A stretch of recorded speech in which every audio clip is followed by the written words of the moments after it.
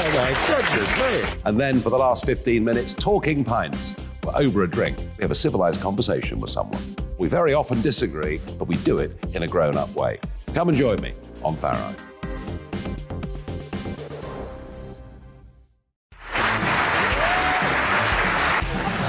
My name is Andrew Doyle. Join me every Sunday evening at 7 p.m. for Free Speech Nation. This is a show where we address current affairs and news stories of the week with the help of two wonderful comedian panellists. I brought in comics because I want to give it a lighter edge, and also they work for less. See you there.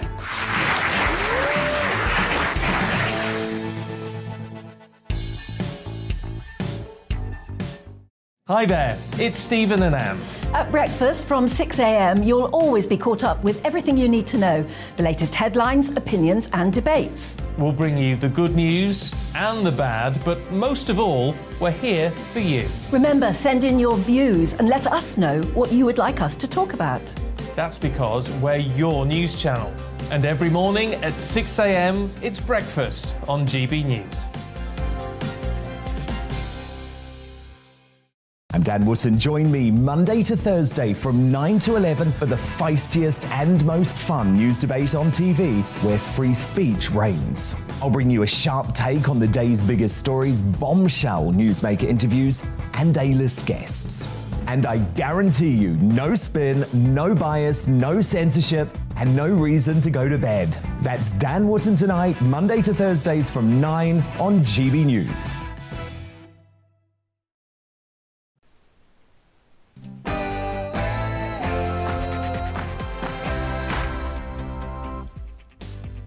Good evening, welcome along to Neil Oliver Live on GB News TV and on radio. Tonight on the programme, a new Prime Minister will be named this week, but in a break with protocol, he or she will be appointed by the Queen at Balmoral. Former BBC Royal Correspondent Michael Cole will join us to discuss that change of plans. NASA's Artemis 1 launch was called off just a couple of hours ago, and a guest from the UK Space Agency will be here to tell us what happened or didn't.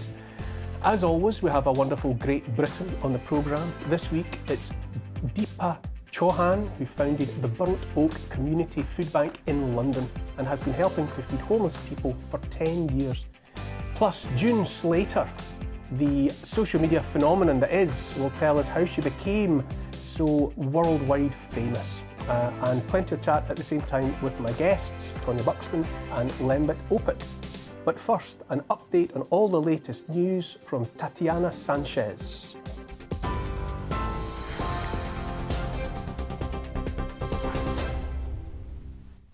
Thank you, Neil. It is 1 minute past 6. I'm Tatiana Sanchez in the GB newsroom. NASA's attempt to launch its Artemis 1 moon rocket has been postponed for the second time in less than a week. The US Space Agency says its team was unable to fix the hydrogen leak in time for liftoff today. Its first attempt failed earlier on in the week because of other engine and technical issues. The launch is expected to be the first step in putting people back on the moon with an eye towards Mars. The pilot of a small plane who threatened to intentionally crash into a Walmart in Mississippi has landed in a field. Well, earlier on, police said they had been talking directly to the pilot and had evacuated the department store as well as a gas station. Tracking data shows how the pilot flew around in circles over Tupelo for hours before landing. Fortunately, nobody was injured and the pilot is now in custody. Russia has shut down one of its main gas supply routes to Europe, stoking fears of fuel shortages this winter. The country's blaming German energy giant Siemens for a malfunction at its Nord Stream 1 gas pipeline, but Siemens says it was never asked to do the job. Moscow says it will stay shut until it can carry out repairs. It comes a day after G7 countries said they planned a price cap on Russian oil exports. Former Soviet Union leader Mikhail Gorbachev's body has been laid to rest next to his wife in Moscow.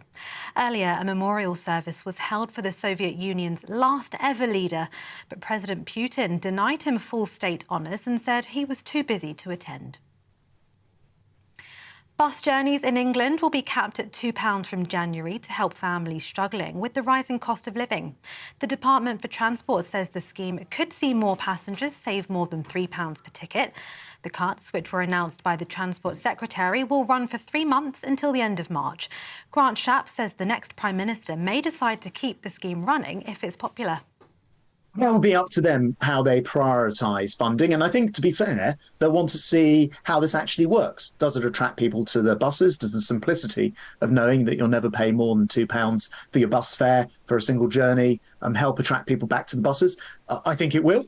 But it would be great to be able to collect the data and then for decisions to be made from there. In the meantime, people know headed into the winter that this is a bit of real cost of living help. Avanti West Coast Managing Director has stepped down following a backlash over timetable cuts. The rail firm says Phil Whittingham will leave on the 15th of December. That's on the same day new train strikes are set to take place. The company currently operates a significantly reduced service due to staffing issues, with only one train an hour between London and Manchester running. Police are investigating how protesters were able to gain access to the House of Commons chamber yesterday. Extinction Rebellion activists glued themselves together around the Speaker's chair, then draped banners on the Palace of Westminster and padlocked themselves by the neck to railings. 8 people were arrested during the security breach. Leader of the House of Commons, Mark Spencer, says protests like this actually harm democracy. These types of protests in these locations will put further barriers between our constituents and the MPs, and I think that's unhealthy for our democracy, and it's unhelpful to MPs.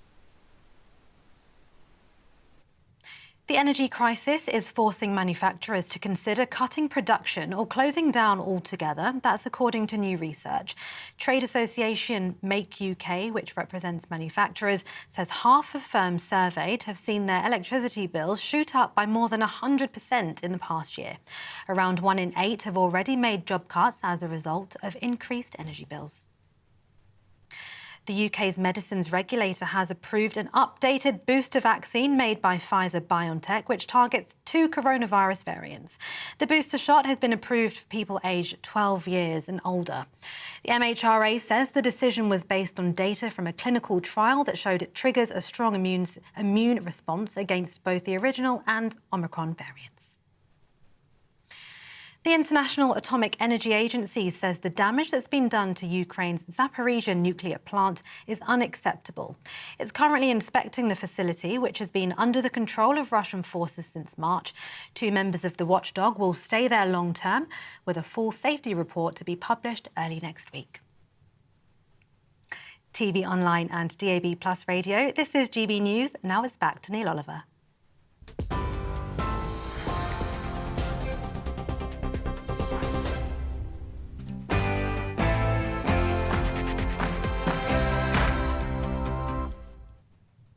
Thanks, Tatiana. It's time to stand up for humanity. Underlying so much of what is wrong in the West now is a pernicious, baleful belief that there are too many people in the world, that people are the problem. Generations have grown among us that have been actually taught to believe that our species is some sort of plague upon the earth, a planet-wide cancer, if you will, that human beings only destroy, only do harm, only contribute one by one and billion by billion to the end of the world. There are uncounted millions of children out there right now who are growing up unhappy and terrified of the future, all because relentless anti-human propaganda dressed up as green politics and policies, the activities of outfits like Extinction Rebellion and many others besides, have made them feel guilty just for being here and alive. There are so many adults who talk about how they don't feel it's right to bring a child into this world. Plenty more, if they allow themselves to have children at all, consciously limit how many they have, not because they don't want them, wouldn't love them, cannot afford to raise them, but because the guilt they have internalised persuades them a child is a sinful indulgence, a wrong committed against the planet and against nature. Those are people who have been affected by more of the same propaganda that openly declares the world would be better off without us, better off without most of us at least. How many possible people, fellow travellers, individuals whose contributions to the world will never be known because they were never born, have we been denied on account of anti-human fear-mongering? This is a profound evil and it has to stop. All the time we're told there are so many of us now, approximately 8 billion and counting, that we are collectively an unsustainable drain on finite natural resources. This nihilism has been in the air since at least the work of the Reverend, note that he was a man of the cloth, Thomas Malthus, who published an essay on the principle of population in 1798. Malthusianism concluded that a species, yeast, rats, whatever, eventually multiplies until there are too many individuals for the available food supply, so that all must starve. In the 20th century, more harm was done by American biologist Paul Ehrlich and his best-selling book, The Population Bomb, that predicted in 1968 imminent worldwide famine caused by overpopulation. The scientific theory of Reverend Malthus was hopelessly flawed, and Paul Ehrlich's famines never happened. But in spite of how wrong both scientists were in concluding people were the problem, the fear and the anti-human rhetoric has stayed with us.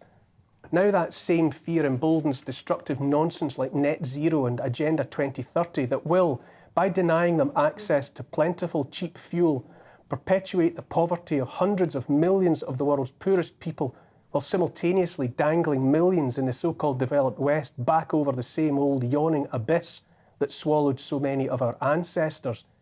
Lord Grey, British Foreign Secretary at the outbreak of World War I, famously said, "The lamps are going out all over Europe. We shall not see them lit again in our lifetime." He was talking about the looming darkness of war, its attendant miseries. More than a century after that war to end all wars, the lights are being extinguished again. This time it's on account of a war being waged against all of us by the ruling classes. Blackouts, energy rationing, in Germany, in France, in Poland, in Spain, and all over. Winter is coming and people will die, not because of global warming, but because of cold and hunger, on the continent that was a birthplace of civilization. In Germany, people are cutting down trees for firewood so they might heat their homes and cook food this winter in the absence of natural gas. France has gone from being an exporter of energy to a country in which energy must be rationed. Here in Britain, there's talk of 70% of restaurants preparing to close for the last time for want of plentiful, cheap fuel. There's talk too of rationing and blackouts, closed schools and cold swimming pools. Prime Minister Boris Johnson has made it all about Ukraine, the sacrifices he loftily declares Britons must make in support of Ukrainians. But the energy situation is the product of many years of insane, ruinous policy making driven in its entirety by green zealotry. And always remember too that Johnson, like the rest of those preaching necessary hardship, has no intention whatever of experiencing so much as a moment of discomfort. His gilded world of excess, of plentiful food and the thermostat turned round to full will continue without the merest disruption. And while we're on the subject of green, it's always worth exposing the lying hypocrisy that underlies the green movement. If we're supposed to be about saving the planet, how are we meant to square that with the catastrophic damage to landscapes and ecosystems that results from the making of all the batteries to store the electricity? Electricity still generated mostly by fossil fuels. The extraction and processing of the rare earth element lithium is wildly destructive of environments and ecosystems, as rapacious as any other mining, and also toxic. So too the acquisition of cobalt, most of which comes from the Democratic Republic of Congo and exploits the labour of children in circumstances little different from slavery. It's been estimated that 50 tonnes of ore are processed to make the battery for just one electric vehicle. How many people acknowledge to themselves that when they depress the accelerator in their shiny, green electric vehicle, they're putting the boot in to some of the world's poorest children? Presumably the Malthusians and the acolytes of Ehrlich rest easy, insulated by their belief there are too many children anyway. None of it's green. What it is grotesque. It's a ruthless and determined ideology. It's about changing society by having people accept a leap back into the impoverished past. It's about weakening people, diminishing people's options so they are more susceptible to control. All of this madness is excused and promoted as the remedy for a world being overheated by too many people using too much gas, oil and coal. Renewables, energy generation based on wind and sunlight, will never, never replace fossil fuels in a like-for-like handover.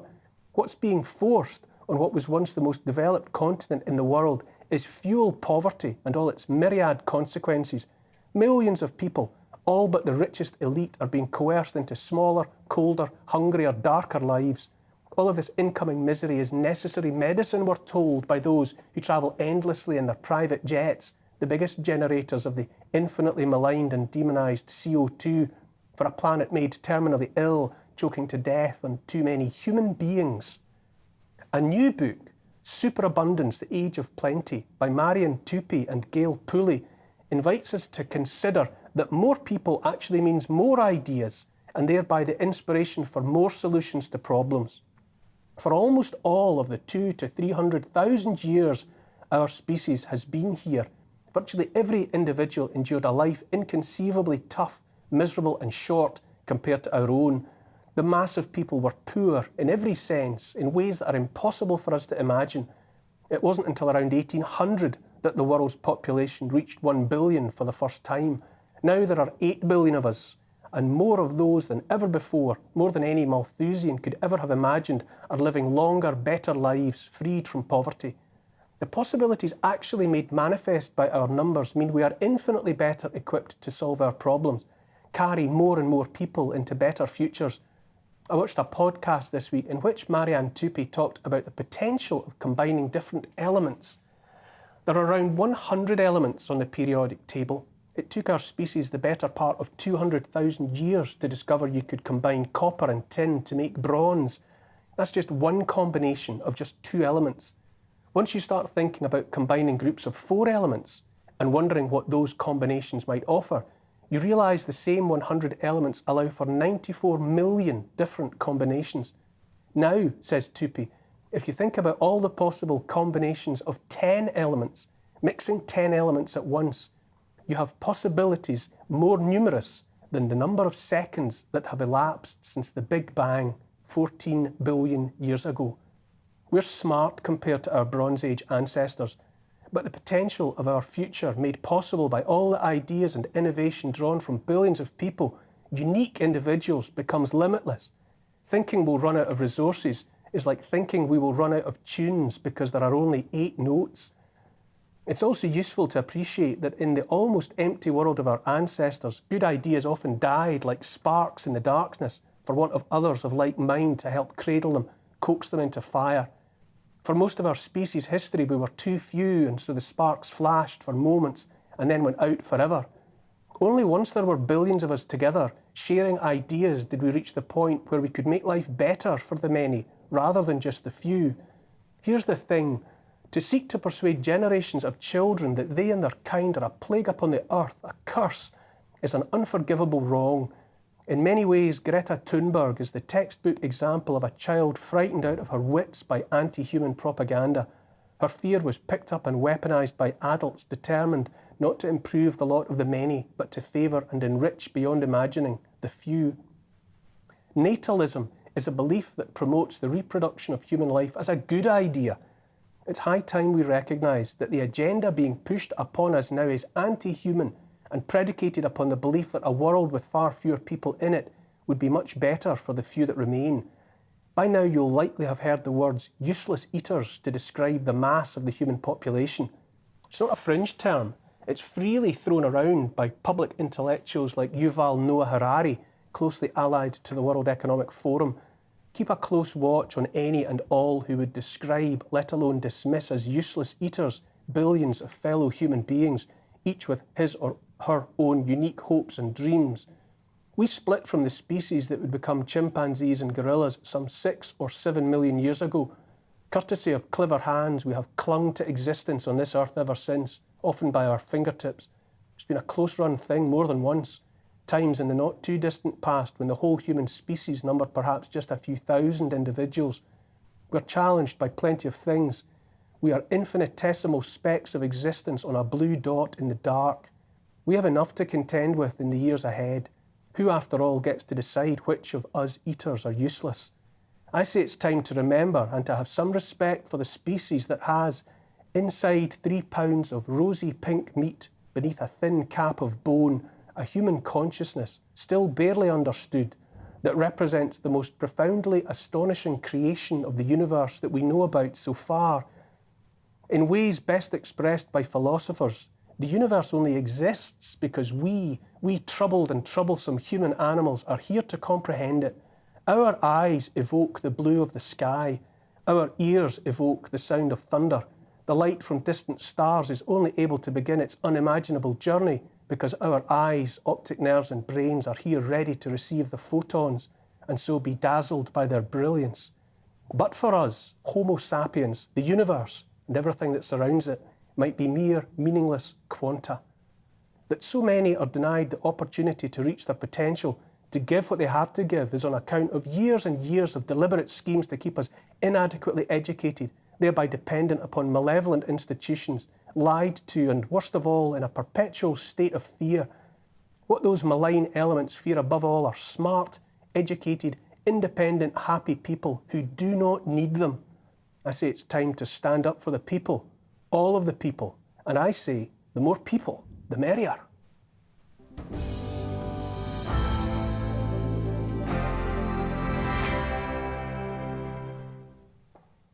All of that's my opinion, of course, and you're free to disagree. Keep your tweets and emails coming all through the show. You can email gbviews at gbnews.uk, and you can tweet me as well, at gbnews, and I'll try to get to your comments later in the show. With me in the studio between now and 8 o'clock are the broadcaster and restaurateur, Tonya Buxton, good friend, and the former Liberal Democrat MP and friend, Lembit Opik. Good to see you both. Great to be here. Tonya, it's good to have you back on the show after a long... Lovely to be back. After a long break. Am I wrong? Is there an anti-people, anti-human atmosphere out there? There really is. And they're trying to, like, as we said, frighten our children. I've got 4 children. I should have had 6, but I was busy working in between. You know, if I came back again, I'd have 6. I'd have as many as I possibly could. Mm-hmm. And I've been in situations where people looked at me, 4 children, it's like, oh. Yes. And oh, what? What are you trying to say? I hope my 4 children have 4 children. I can't wait to have 16 grandchildren because of the joy they bring. And as you know about me, one of the things that I aim for in life is to find joy. And I think we've had almost 3 years now where everything has been done to make us fearful and miserable and feel that we're hopeless. Well, we're not. We're not hopeless. Mm-hmm. And our children are there for joy, for their minds, for everything they can bring us. So you are completely right. And all of those people that are trying to frighten us out of living and frighten us out of having children, they need to be quietened down. Well, but we're leaping back into the dark, I think. Yes. The very eloquent way you've described that summarises my mindset about what's going on, and it really worries me. We are living in an age of unreason, the end of reason, if you like, where the tremendous technological progress which have given the less wealthy a much higher standard of living and pretty much doubled life expectancy is to be ripped away again. There's a massive contradiction in the Green movement. On the one hand, they blame us for damaging the climate, suggesting that CO2 is going to create a runaway greenhouse effect. That's actually physically impossible. It's just impossible. And at the same time, they have the arrogance to say that we, the human race, can stop climate change. Now, the climate has always changed. That's as hubristic as believing that the Earth is at the centre of the universe and the human beings are all powerful to conquer nature. By the way, to do that, you'd have to change the orbit of the Earth, you'd have to change the cycles of the sun, and you'd also have to influence something called cosmic rays. That's all impossible. And yet, as you've said, and as you described in your monologue, we're making global policy on this basis. The world is actually throwing trillions and trillions of pounds away, which could be dealing with hunger and starvation and perhaps even more, in order to do something which is impossible anyway. And you mentioned the World Economic Forum. I think it's a sinister organisation, and I don't think that their intentions are entirely benign. It's a huge topic, and we'll maybe come back to it a bit later. Thank you for that so far, though, and we'll have to go to a break immediately. A new Prime Minister will be announced on Monday. In a break with usual protocol, they will meet the Queen at Balmoral. Former BBC Royal correspondent Michael Cole will be here to discuss the implications.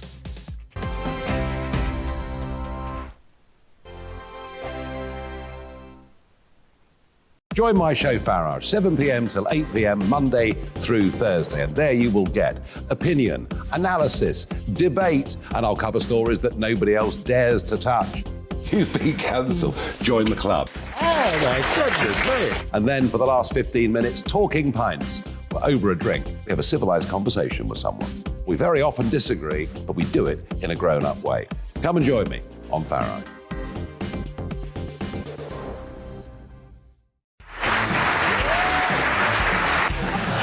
My name is Andrew Doyle. Join me every Sunday evening at 7 p.m. for Free Speech Nation.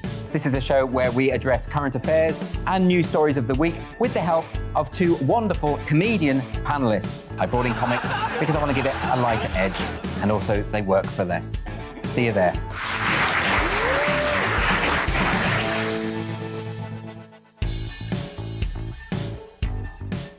Hi there, it's Stephen and Anne.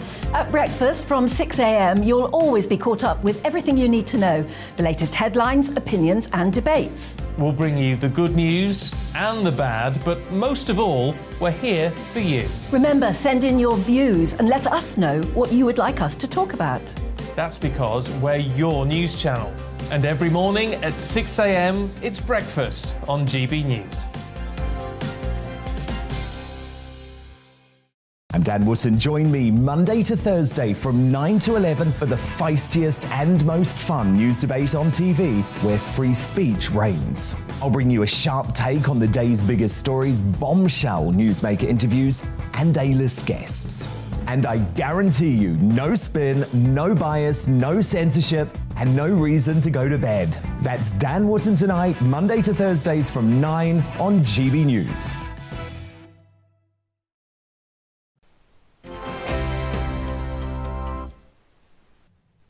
Welcome back to Neil Oliver Live. Her Majesty the Queen will meet the new Prime Minister at her Highland estate at Balmoral. He or she will be the 15th Prime Minister of the Queen's long reign. All previous encounters of this sort have taken place at Buckingham Palace, but Her Majesty's frailty, problems with mobility, prompted a break from tradition. She was also absent from today's Highland Games at Braemar.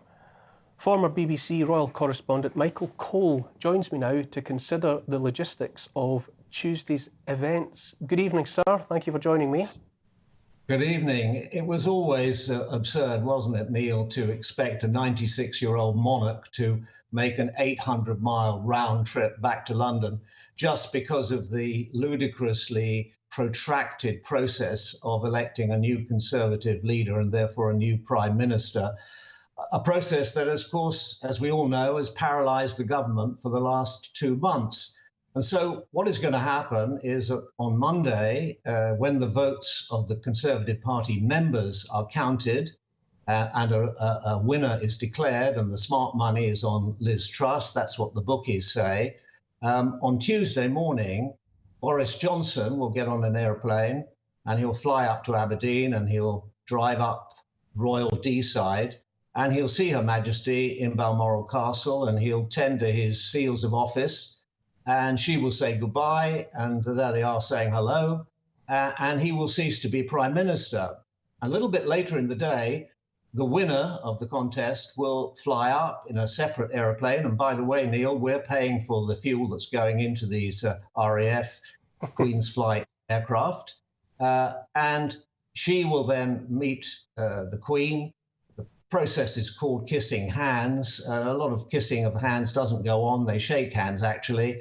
But the Queen will ask her the question, can you form a government? And she will say, yes, I've got a majority in the House of Commons of 85 or whatever it is, 86. And then the Queen will say, go away and do it. And the Queen will be extremely pleased to utter that sentence because in that hiatus between Boris leaving and the winner arriving, the power of the country will revert to Her Majesty the Queen. She will have the power in her hands. There will effectively be no Prime Minister. I mean, I'm not saying that the Queen is going to launch a nuclear attack or do anything like that, but she will want to follow the Constitution, which she has always done very strictly throughout the 70 years of her reign, and she will be very pleased to hand over the responsibility to the First Lord of the Treasury, which is the official title of the Prime Minister. And you will know, I mean, you're a Scot, you've probably been to the Braemar Games, you'll know how much you will have missed going there today. It was a highlight of her Highland holiday. But there's always precedent in Britain, and there is a precedent because Queen Victoria refused to interrupt her Highland holiday, and she required Lord Salisbury, who was the Conservative Prime Minister at the end of the 19th century, to come to see her at Balmoral. He was absolutely furious about this. And to show his disdain, he travelled up by train and he went third class. He thought if he sat in the third class carriage, and he was the grandest of grandees, you know, he was the Cecils of Hatfield Hall, nobody would notice him. But he did go up because when push comes to shove, the Queen has got the power. Might the Queen stay at Balmoral? Is there any suggestion of it perhaps being a favoured place and that she might spend more of her time there from now on? Well, she certainly loves it. The holiday doesn't usually go on into winter, and it does trail into late autumn, and then she usually comes back for the opening of Parliament, which is usually early in November. Things have changed a little bit. No, I think, you and I know, and I was the BBC Scotland correspondent as well as the royal correspondent, that, you know, sometimes in winter, when you have to put the light on at 4 o'clock to eat your dinner, as they say, it gets a bit dark and a bit miserable up in those Highlands. And I think she will probably come back to Windsor or her favourite place in the world, Sandringham and Balmoral. Quite interestingly, Balmoral and Sandringham are the only two properties that she owns personally. Buckingham Palace and Windsor Castle, of course, are owned by the state. So she has a choice of homes to go to. She loves Balmoral, but as you and I know, in high summer, when it never gets dark, it's absolutely magical. And that's what recommended it to Albert and Queen Victoria. And of course, they were there. He set up the weather station at Braemar. They loved the Braemar gathering. And of course, I went a couple of times. I took my family on one occasion, and it's wonderful. And it's not just the fantastic Highland dancing and the tabor tossing, and the tug of war, of course.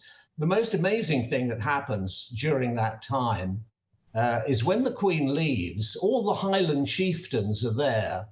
And there we have Prince Charles today. He stood in for his mother with the Duchess of Cornwall and with Princess Anne.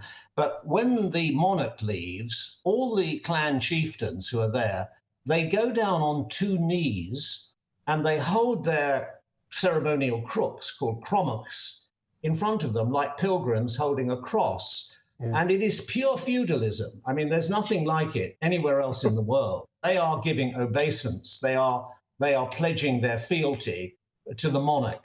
And they stay like that until she's left the field of play and goes back to Balmoral Castle.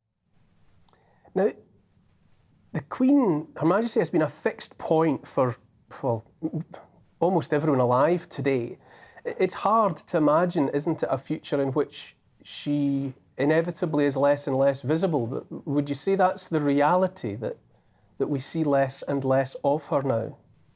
Well, I've got 17 years before I catch up to being 96, but I imagine when I get there, I hope I do get there, I might be a little bit less mobile. She is as sharp as a tack. I mean, there's nothing wrong there. But, you know, she has difficulty getting around. That's what they call mobility issues. I mean, she has difficulty getting around. I think that she might have been able to go to the gathering today, but where the car stops, there is a bit of a slope up to that mini grandstand, the little bothy thing where they all sit. And I think that quite rightly, she wouldn't have wanted people to see her having a struggle. She has obviously great dignity and very proud, and she's very proud of herself, and rightly so, and we can be proud of her. So I think that maybe discretion being the better part, she said, no, I won't do it. And, you know, I'm sure if it was televised, and I think there was some coverage, I'm sure she would have watched it because she knows all the finer points of all of these sports, throwing the hammer and the tug of war and tossing the caber and the lovely sword dances. I mean, those children who dance up there, it's absolutely magical. And those children, they work for months to get it right. And they like the fact that their monarch will see them doing that. Also, to talk about, you know, the handover of power, It's good to have it in Scotland. This is the United Kingdom. It's the United Kingdom of Great Britain and Northern Ireland. And it emphasises the fact that we are one country, and it's good that it's happening up there. And I'm sure that Nicola Sturgeon, leader of the SNP, the First Minister of Scotland, will applaud it. It shows how important Scotland is in this great United Kingdom of four nations who rub along together quite well. We might be critical of each other now and then, and there are small fights. But listen, I always say this, Neil, Tommy and Jock shared too many foxholes in wars around the world for us ever to fall out. Hear, hear. I'll echo that. Former Royal Correspondent Michael Cole, it's been a real privilege. I really enjoyed listening to your expertise and the fruits of all that experience. Thanks very much for joining me this evening. It's been a great pleasure. Now, NASA's Artemis launch has been cancelled for the second time this week. After the break, we'll discuss what's happened and what we hope to learn when the craft finally takes off. See you in 2 minutes.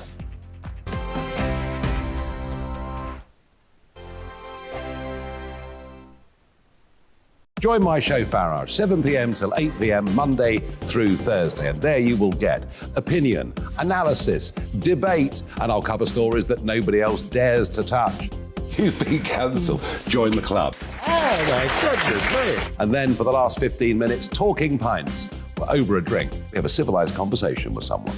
We very often disagree, but we do it in a grown-up way. Come and join me on Farage.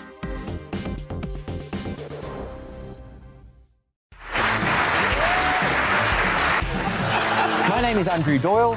Join me every Sunday evening at 7 p.m. for Free Speech Nation. This is a show where we address current affairs and news stories of the week with the help of two wonderful comedian panellists. I brought in comics because I want to give it a lighter edge, and also they work for less. See you there.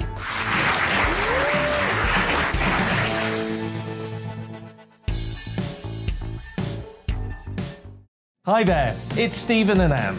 At breakfast from 6 a.m, you'll always be caught up with everything you need to know, the latest headlines, opinions and debates. We'll bring you the good news and the bad, but most of all, we're here for you. Remember, send in your views and let us know what you would like us to talk about. That's because we're your news channel. And every morning at 6 a.m, it's breakfast on GB News. I'm Dan Wootton. Join me Monday to Thursday from 9 to 11 for the feistiest and most fun news debate on TV, where free speech reigns. I'll bring you a sharp take on the day's biggest stories, bombshell newsmaker interviews, and A-list guests. And I guarantee you, no spin, no bias, no censorship, and no reason to go to bed. That's Dan Wootton tonight, Monday to Thursdays from 9 on GB News.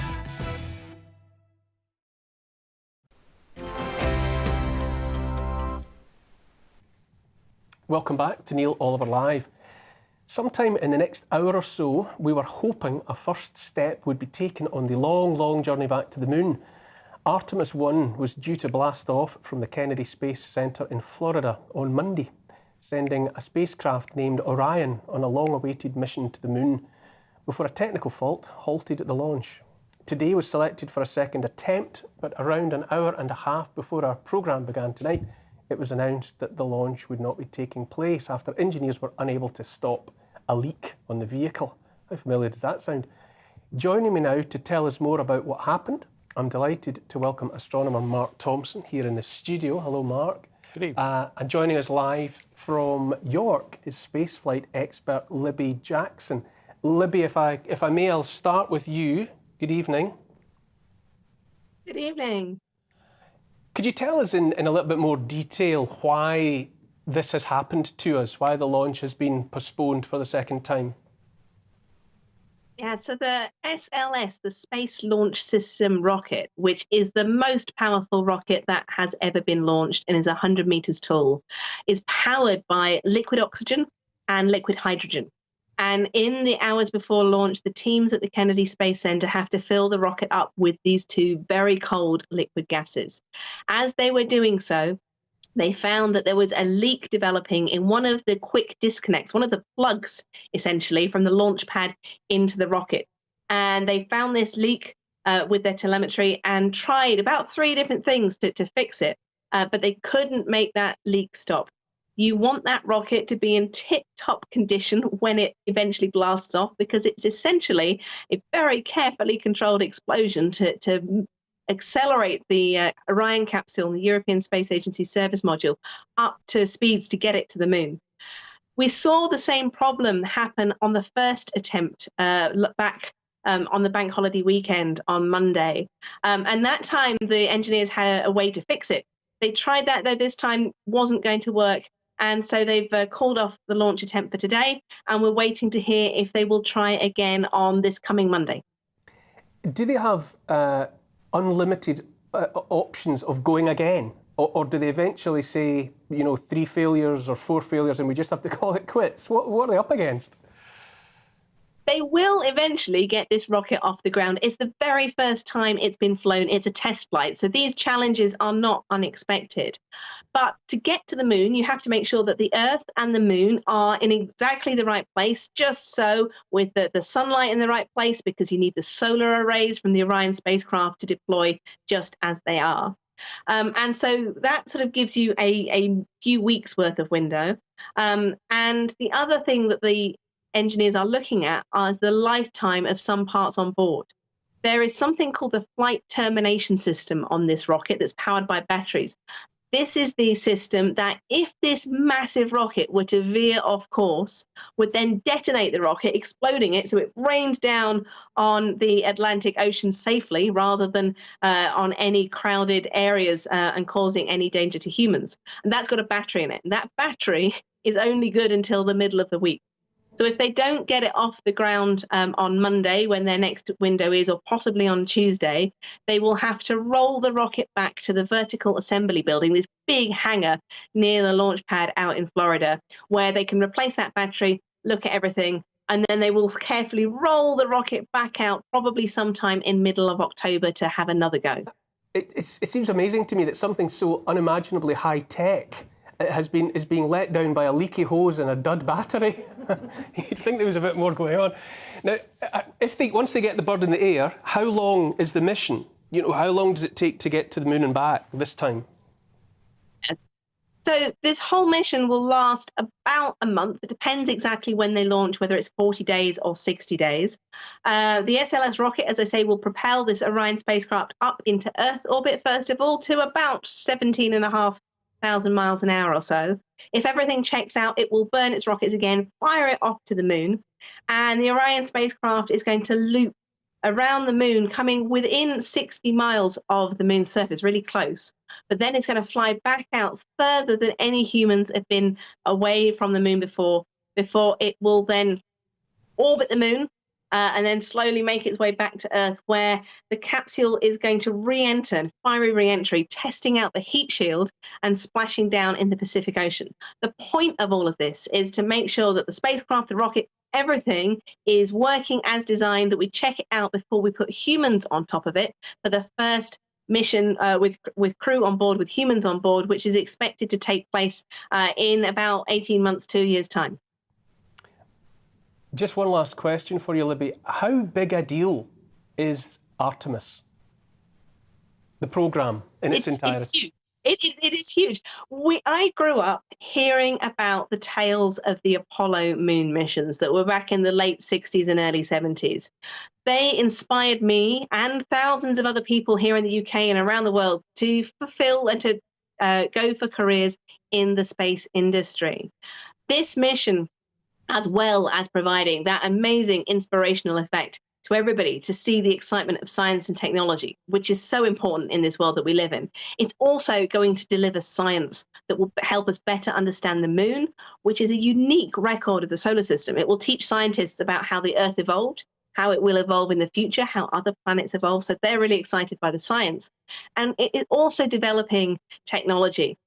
There's a huge cost associated with this, not perhaps as much as some people think it might be. But that money, I always have to say, it doesn't go into space. We're not piling it all on top of that rocket. We are paying fantastic engineers around the world, including here in the UK, across Europe, and over in the UK, over in the US, to develop these spacecraft. The technology that we do brings benefits to us all back here on Earth as we work out how to shrink things, to use less power, to use less mass. And in a world where we are getting worried about where our energy bills are going to come from, technology that helps us improve efficiencies in anything electrical is a really good news thing for everybody here on Earth. Spaceflight expert Libby Jackson, if this is how much excitement you can radiate about a launch that didn't actually happen, then I can only imagine what you're going to be like when that rocket finally ignites. Thanks very much for joining us. Let's get some more on this with astronomer Mark Thompson, who has joined me in the studio. Mark, it's unmanned, but there's a capsule. What, if anything, is in it? Well, they actually are sending some things to orbit around the moon. They're sending these things called moonikins. And so what they're doing, bear in mind, back in the days of the Apollo missions, we were dealing with technology that's like 50 years ago. So we've got more technology now. Even what's in your Wi-Fi router at home is probably more powerful than the Apollo Saturn V spacecraft. So we've got a lot more technology and not available to them. So the moonikins, amongst many other things, are going to test some new space outfits as well. What are the moonikins? So are we talking about dummies? They're basically dummies with a spacesuit on with loads of sensors plastered all over them. Right. And they're going to test those new outfits, those spacesuits, for the astronauts when they do finally get on board in a couple of years' time. Are the astronauts who will occupy those seats already selected, do you think? Do they know who they are? They know there's a selection. So there's absolutely a selection process. There's a crew of people. They don't know exactly who's going yet. There's probably someone at NASA who does know, but the individuals don't know yet which ones are going to be selected to go to the moon. There's a bank of astronauts who've been trained, who are preparing for it, and then they'll select them a bit nearer the time. But it would be wonderful, wouldn't it, to be selected to be one of those people? I don't know, Tonya, would you go? No, and I'm... That's only because it's not launched twice. No, and I'm sitting here and I can't get excited about it. I really cannot get excited about it at all. And what a lovely lady. But getting excited about the fact that we can use this technology on energy and whatever. We don't have to spend all that money on taking men to the moon. We need to fix so many things here, and I feel it's an obscene amount of money being spent on a boys' project. Come on, Lambert, take that on. We can easy, Tiger. I'll handle this. Glad you're in the middle. First of all, maybe for a reason. First of all, it's not men to the moon, because one of them's going to be a woman. Okay. We already know that. Secondly, this is, to me, the greatest achievement of the human race, going to the moon. I was very privileged to have met Neil Armstrong and Buzz Aldrin, the first two to walk on the moon.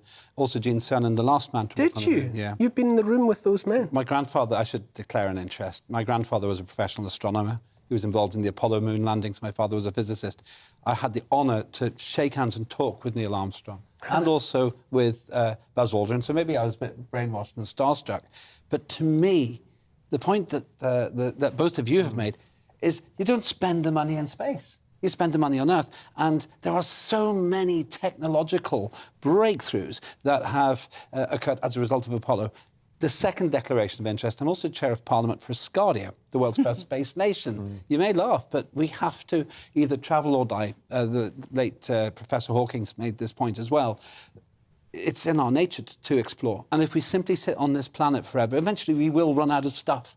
We have to move, and we have to have the first child born in space at some point. We have to have permanent human space habitation. To me, Artemis is a necessary moral obligation for the human race to spread our sentience. Mark, why is it half a century since we went to the moon? There's so many things to talk about, isn't it? Just picking up, if I may, on the cost. If I thought for 1 minute that stopping space exploration would solve the world's problems, I would be the first person to be at NASA's door saying, let's stop spending this money.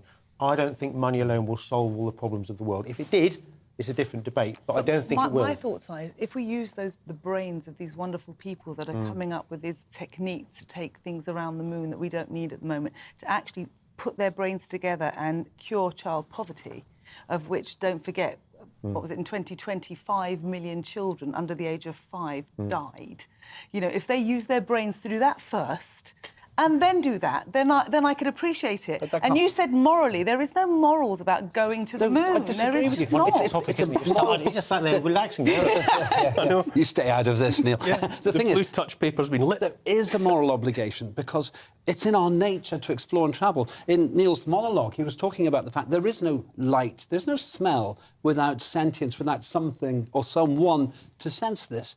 What greater ambition can there be than for the human race to spread bet our future? Otherwise, one big asteroid, it's all over on planet Earth, and we become a very dark solar system. And remember, we have not met any other sentient beings in the universe. And to quote my father, to just give up on all of this would be such a crashing shame. I think we have a moral obligation. You don't? I do. If I can ask one question, do you have a smoke detector in your house? I do. That was developed as a result of the Skylab missions, which was the first set of space stations.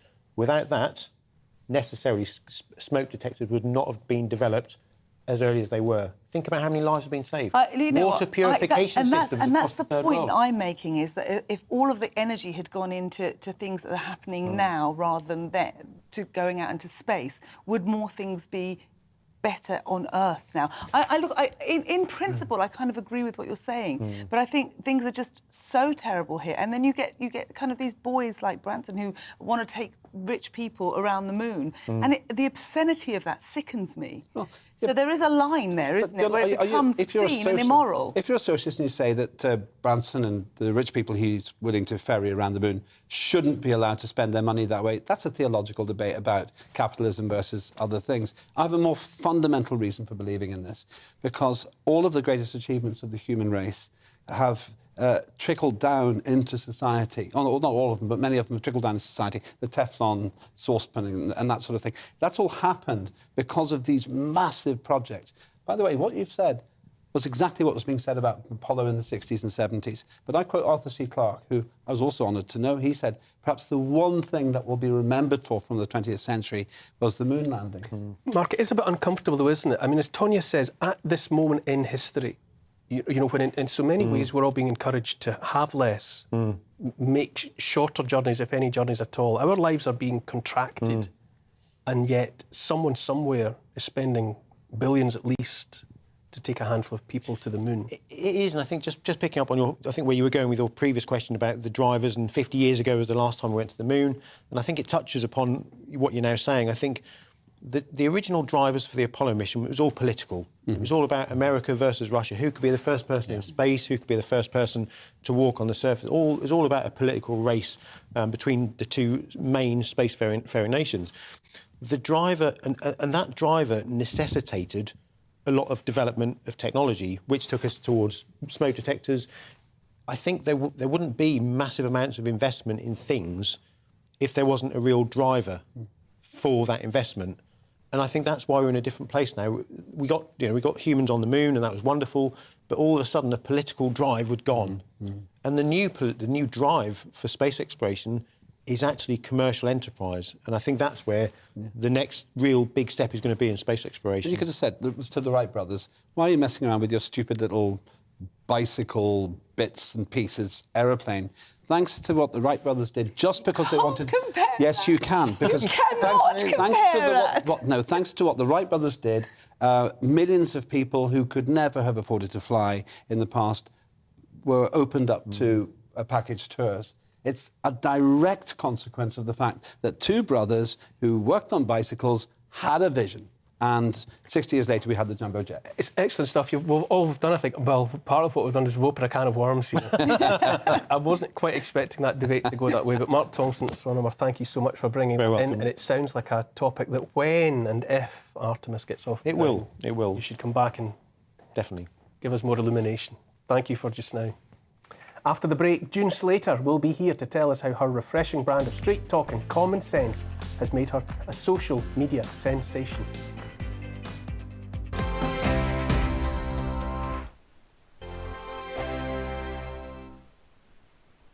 Join my show Farage, 7 p.m. till 8 p.m. Monday through Thursday. And there you will get opinion, analysis, debate, and I'll cover stories that nobody else dares to touch. You've been cancelled. Join the club. Oh, my goodness me. And then for the last 15 minutes, talking pints. We're over a drink. We have a civilised conversation with someone. We very often disagree, but we do it in a grown-up way. Come and join me on Farrow.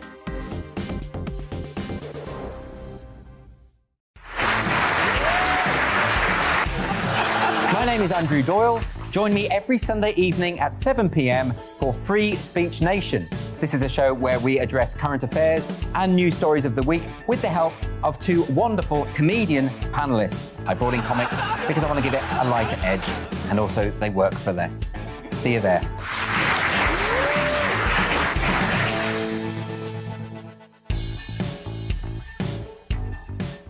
Hi there, it's Stephen and Anne.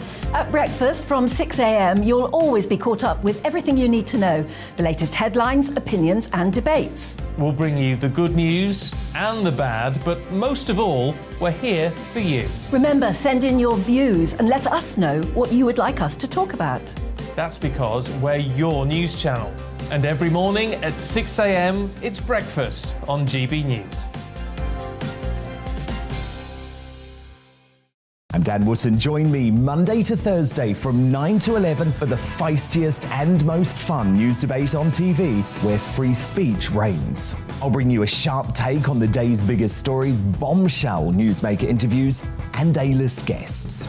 And I guarantee you, no spin, no bias, no censorship, and no reason to go to bed. That's Dan Wootton Tonight, Monday to Thursdays from 9 on GB News.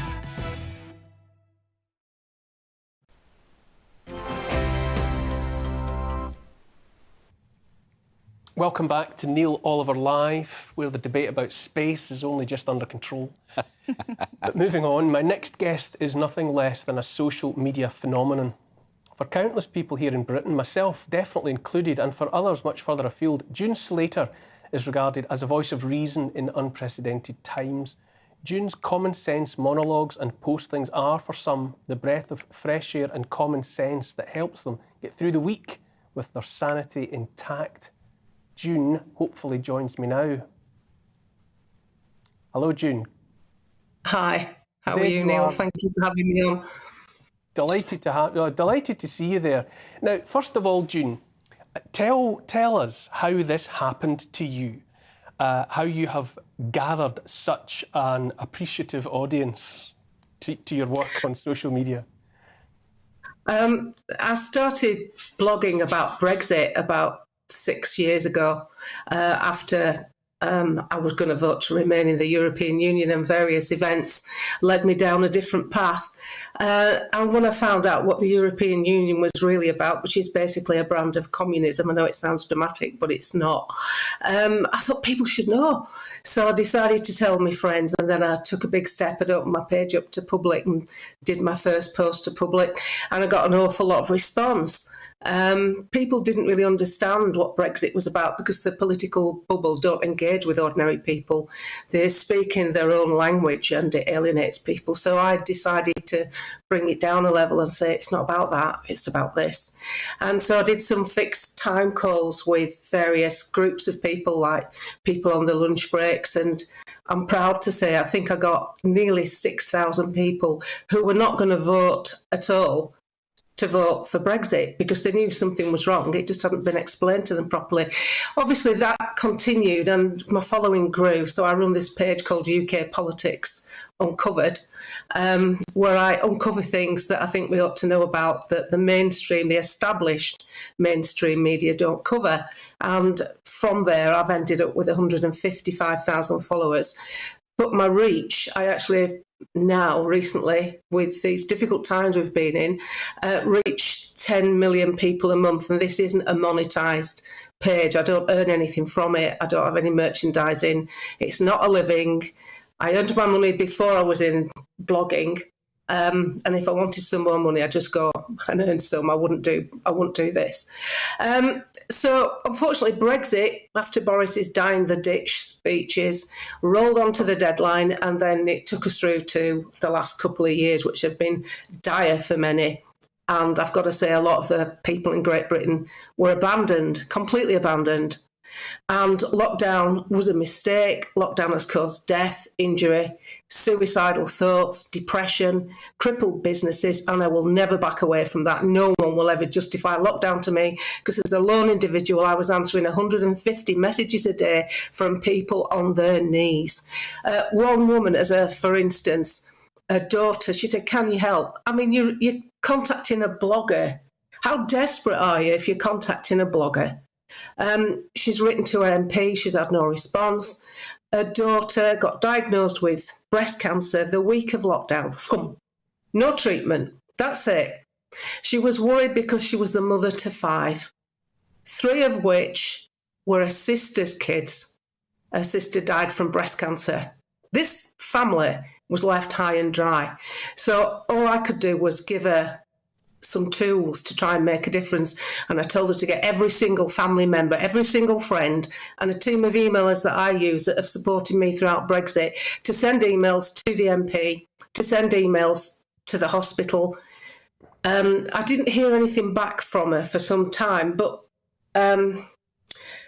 what happened, the mother contacted me again to thank me for my efforts and told me that they did manage to get treatment. They had to go out of the area, but she managed to have both breasts off. That shouldn't happen to one household. Now, the other thing that gets me with censorship, which is why I'm really on, the parties and Boris, and I know it's all been strategic to get rid of Boris, because what they really want, your Tobias Ellwoods and your Dominic Greaves and your Adonises, what they want is to create an atmosphere to take us back into the EU. That's what all this is about, bringing Boris down. But having said that, the good news that I take away from this, the first thing that came in my mind was, hang on a minute, if they're all having parties, if it was dangerous for us to freely associate with each other, we wouldn't be talking about the parties. We'd be talking about the deaths and the crippled injuries, the hospitalisations from going to the parties. But nobody was discussing that because they were all okay. So that's it. That's your lockdown right out the window, no matter what absolute bollocks you're going to come out with for the future, whether it's to form a rain cloud, make Greta Thunberg happy. Personally, I think a big Swede, half naked, might make her happy. It's about time she got laid and got off the planet saving. Can I just say when I said to people that I was having you on tonight, that you were coming on the show, I have never had a response in advance anything like it. To the number of people that said how much they were looking forward to seeing June Slater. I'm being told in my ear, incidentally, that since you said the word starting in B and ending in Ollocks, I must apologise on your behalf, which I'll happily take that one for you, June. But how do you feel knowing how much what you have to say means to so many people? What's that done for you inside your head? It's a bit mind-blowing, really, because the other problems that came along, I just couldn't believe what was coming in my message box. So in the lockdown period, the 2 years, I answered 65,000 messages. Now, 65,000 messages is what the MP should have been doing. Where were you? You got £7,000 each to get you through that period. You couldn't have any meetings. Westminster's shut. You're all fannying around in masks. What were you doing? Where were you for us to depend on? How can people be reliant on a blogger? That is out of order. You're never going to run anything past us. We're British.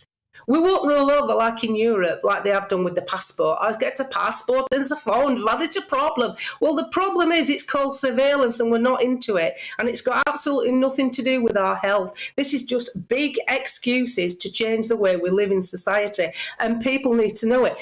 The thing is, Neil, people like you and GBNews have such an important role to play because most people get their news from the telly.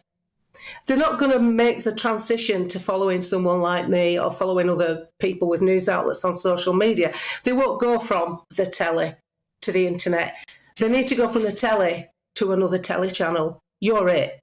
You're it, because you're the only one that's giving people like me and people that are on alternative media platforms an opportunity to speak out.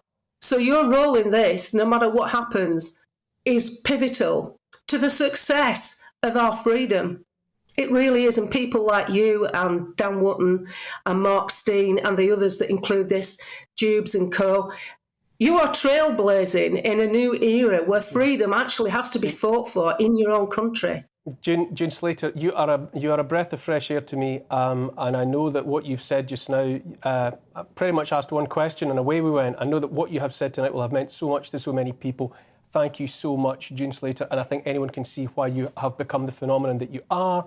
I am being told to apologise for one word that June used. Frankly, I think in these troubled times, it's more than understandable that people's passions rise to the surface, and I, for one, like to see those passions come to the surface and manifest themselves in just the way that they did with June. But I'm being instructed that we have to say sorry for a word. So there we go. It's just gone 7 o'clock. This is Neil Oliver Live on TV, online and on DAB+ radio.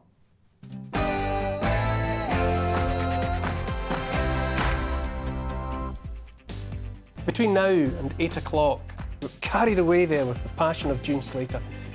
With the winner of the Tory leadership race being announced on Monday, I'll speak to a Conservative politician about the job that faces Britain's next Prime Minister. There are calls for the Rosetta Stone, that iconic item, to be returned to Egypt whence it came.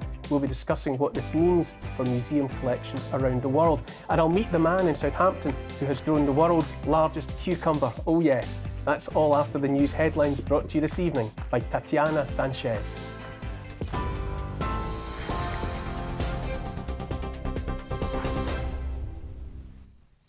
Thank you, Neil. It is 3 minutes past 7. I'm Tatiana Sanchez in the GB newsroom.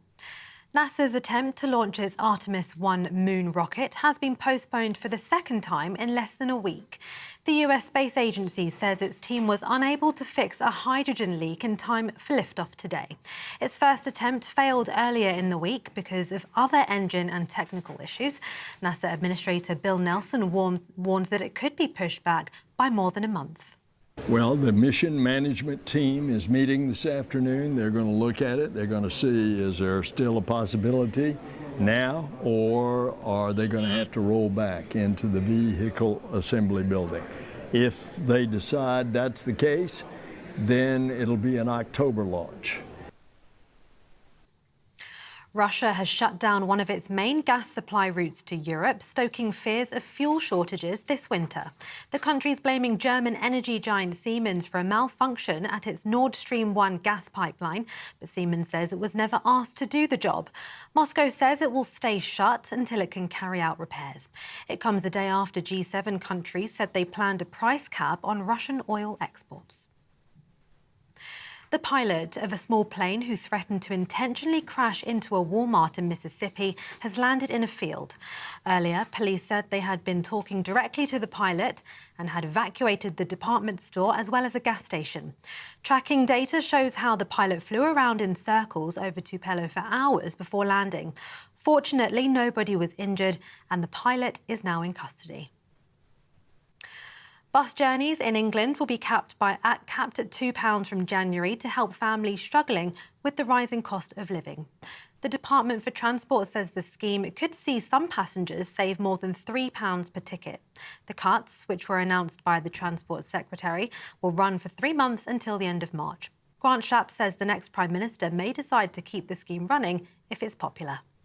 That will be up to them how they prioritise funding. And I think, to be fair, they'll want to see how this actually works. Does it attract people to the buses? Does the simplicity of knowing that you'll never pay more than £2 for your bus fare for a single journey help attract people back to the buses? I think it will. But it would be great to be able to collect the data and then for decisions to be made from there. In the meantime, people know headed into the winter that this is a bit of real cost of living help. TV, online and DAB+ radio, this is GB News. Now it's back to Neil Oliver.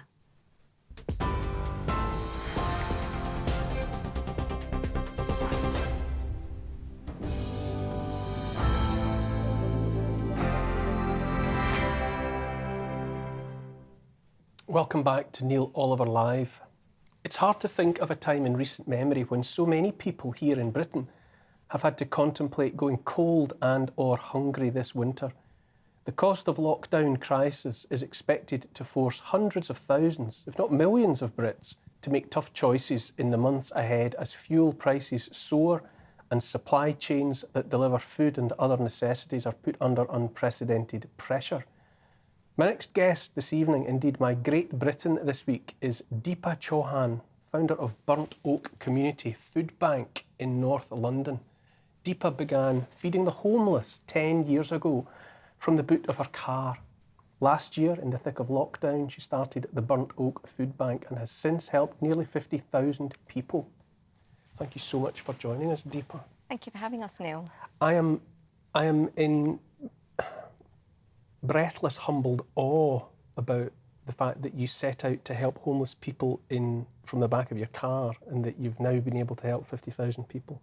What was the trigger, the inspiration all those years ago? So the inspiration really has been, I've been involved with selfless service from a very young age, I think from the age of 13, and really follow the 5 human values that have the teachings that have been passed on through to me through my spiritual guru.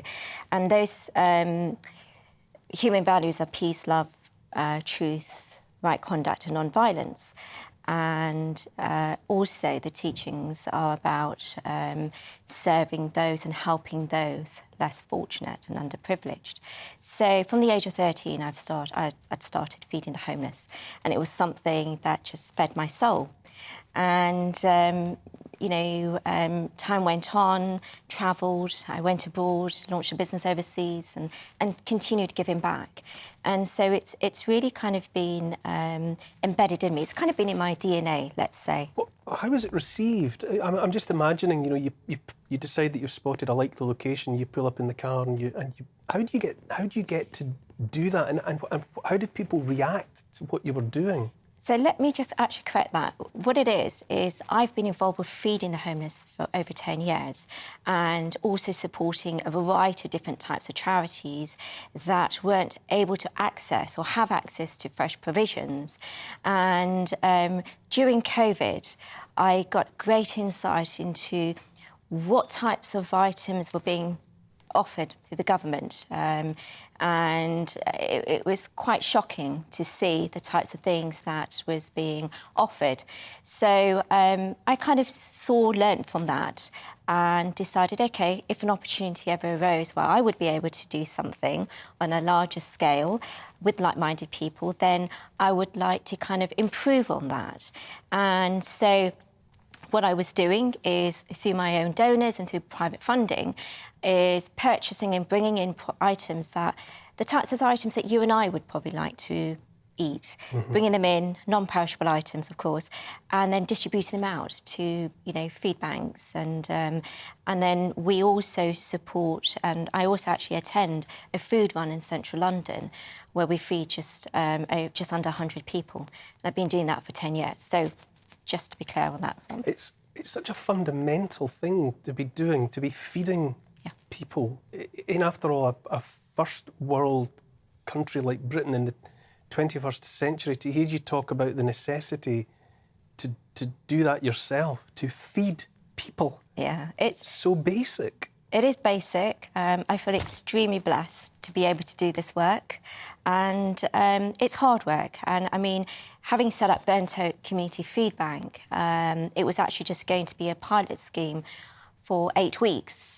The first 4 weeks, I realised there was a huge need, and I thought, OK, we'll see how the 8 weeks go on and where that lead me to. And really, to be honest, if I'm really true to you, I knew after those 4 weeks I couldn't leave this community. So I said, OK, we'll run it for another 4 weeks, which was 8 weeks. And my heart and my soul was in this, and I knew I was in it for the long haul. Tonya, a story like Deepa's, it's profoundly affecting, isn't it? I mean, I'm actually quite moved by your story, and it actually highlights that what more we should all be doing. Yeah. I'm completely moved by you, and what you said, it's in your DNA. Yeah. I just wish there were more people like you that have it in their DNA to give back and to do good, because that's what's sorely missing in this world. And I am complete. I'm going to do something good after tonight. It's made me really. I'm listening to the story, thinking, here you are, and you're saying, I'm honoured to be able to help, and everything you've said is about giving back and the sustenance that you get from giving to people. And sometimes we forget, and we need people like you to come on and remind us that we will all gain by giving. And thank you very much for that. Oh, thank you. It is quite something, isn't it, Lynn? But that in a country like ours, where you were sort of raised to think that we're well off, and you know that we are lucky to live in a country like Britain. But through Deepa, you are reminded so meaningfully and so importantly that so many people need help. Yeah, I feel a bit ashamed actually about the way I live my life. I've tried to do good, but you've told 50,000 people. It's a lot of people. Now, Steve Chalk, who runs the church, I go to Oasis, and you must know him. Yeah. He's a brilliant spiritual man himself, and he runs Oasis in Waterloo, in the middle of one of the G8 capitals in the world, and people haven't got enough food, and they haven't got enough clothes. Yeah. What's happening? Mm-hmm. It shouldn't fall on you. You shouldn't have to even do this. But you're trying to right a wrong. But actually, your soft words are strongly spoken. And I'm thinking about what Steve Chalk says, because he speaks like you. And he is insisting that we make some kind of a change. Yeah. What are we looking at in the months ahead? Going into winter. If you've been needing to help 50,000 people already and so far, what do you predict? Unfortunately, it's going to be very, very bleak, very severe. We work with refugees and asylum seekers at our food bank. We work with the elderly. We work with homeless people. We work with so many different types of communities. And, if we put the homeless aside and we kind of look at the people that are walking into our food bank, it's really scary. We have to be very strong. I'm talking about myself, and I know that other food banks have to, portray the same thing. It's a very scary time right now. But I think if we all do come together, we share provisions, we, just do simple acts of kindness, like you see somebody on the streets, offer them with a bit of love, a hot meal, or, are you okay? It's just those simple things that go a long way. Mm-hmm. Going back to your question, I think it's very much so, we really have to kind of home in and see what we can do to support food banks. We've got to, donate. I know we're going to be going through, a lot of lows before it gets up to peaks. And, our donation levels have kind of dipped as have lots of other food banks. Everyone's listening to the news at the moment, and that's kind of the general census. But I think really on a wide scale, we need to come together.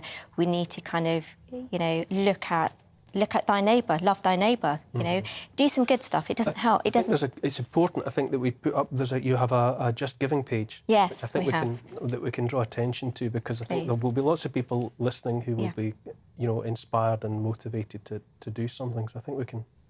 Thank you. And those people that don't have the time and the heart that you have. Yeah. Dig into your pockets and give them money. Please, we're really at the tail end. We deliver. We're with those people that don't have, clothing. We have refugees that come into the country. We had a lady who, was at the second food bank I run on a Thursday, and she was so distressed, heavily pregnant, and she had tears rolling down her eyes. And I actually didn't speak the exact language, but I managed to communicate. And I said to her, what's wrong? And she said to me, I've just come into the country. How much is that apple? And my heart just sank. And I said, this is all free. It's for all you guys. Come and eat. Come and take. And she couldn't believe it. Mm-hmm. And fast forward, she's given birth to a baby girl. We've managed to get her some provisions, like a pram, thanks to my local garage where I live. They kind of heard about the work I'm doing. So we're very much at the tail end, and we give straight out. We don't kind of store things either. If you come to my storeroom, our fridges are empty because we've distributed, a lot of food, and that's how we operate. It comes in, it goes straight out. And what about the homeless? What kind of eye are you able to keep on people? Obviously, food is one of the fundamentals of life, heat, and also shelter. Shelter? Do they only come to you for food, or do you then see any ways in which they're able to progress to something? Try. I have tried. Those that know me out there will know that I work with quite a few homeless people and I've tried to get them off the streets. And we've put them into temporary accommodation. But unfortunately, within the actual system, they kind of are back on the streets. And unless they've got a really good caseworker, they've got somebody really proactive and willing to fight their case, it's kind of a helpless situation, which is really sad. And, and I have to kind of put aside my own business, my own work ethics with regards to the food bank to kind of help and support and push. Where are we with this guy? Have you picked him up? Have you done this? Have you done that? And it's very limited out there, the type of support. Could I ask you a question? It reminds me of a song by a man called Foy Vance, Indiscriminate Act of Kindness, and that's what you seem to be doing. If you could change one thing in this country, maybe a government policy or an action, what would be the best thing? Oh, gosh, I wasn't expecting that one. I would say, it's a good question. Is it basically just too big a Yeah, I think it is, but I think, parts on the government fund, it would be great for them to kind of give support to people like ourselves, to food banks. We need it. We're taking the pressure off them, but we don't get any support. None at all? At all. None. There's no funding in the pot. Those that know me know that I've funded this food bank, and I continue to fund it. We receive, don't get me wrong, and we're very grateful for what we receive through Barnet Council. We get a little top up, but it's still £400, £500, £600 shop that I have to go out and do, because now with the cost of living, the cost of ingredients, the import, export of vegetables, we don't produce enough in this country. So that's another thing we could be doing, yeah? But, if we look at what we were able to buy in, let's say, last year to now, it's a lot of money that's going out. But feeding the hungry, it's a noble thing you're doing. Thank Angels you. walk among us. Yes, they do. You're among us now. So thank you so much. Bless you and definitely thank a Great Britain. Thank you Thank very you. much indeed. Hard to move on from such a story, such a challenge. But after the break, I'll speak to a man from a charity that's trying to help people affected by the devastating floods in Pakistan. See you in 2 minutes.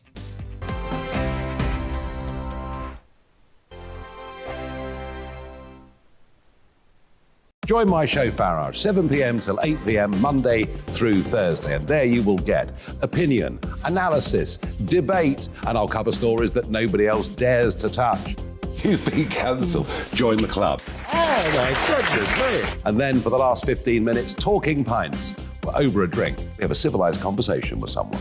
We very often disagree, but we do it in a grown-up way. Come and join me on Farage.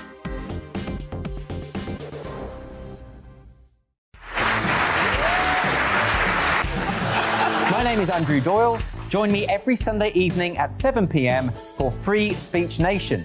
This is a show where we address current affairs and news stories of the week with the help of two wonderful comedian panellists. I brought in comics because I want to give it a lighter edge, and also they work for less. See you there.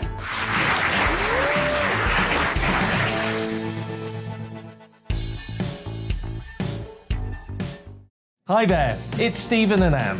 At breakfast from 6 a.m, you'll always be caught up with everything you need to know, the latest headlines, opinions and debates. We'll bring you the good news and the bad, but most of all, we're here for you. Remember, send in your views and let us know what you would like us to talk about.